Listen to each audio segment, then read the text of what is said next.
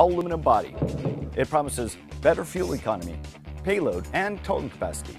But some are worried that the aluminum is going to be more complicated.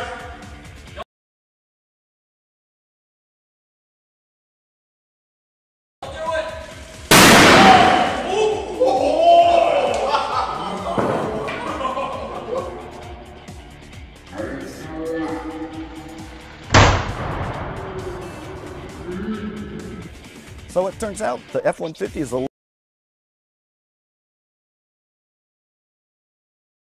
little more resilient than we gave it credit for. Either that or Travis needs to work out a little more. We've got a main impact dent right here, but we've got creases going from the top to the bottom of the quarter panel.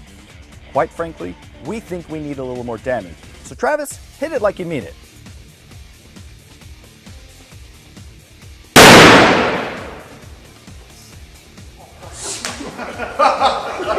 Missed. That was not easy to watch.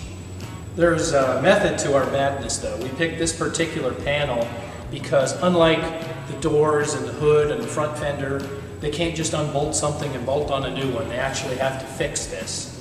And you know, there isn't at first glance some real deep dents here.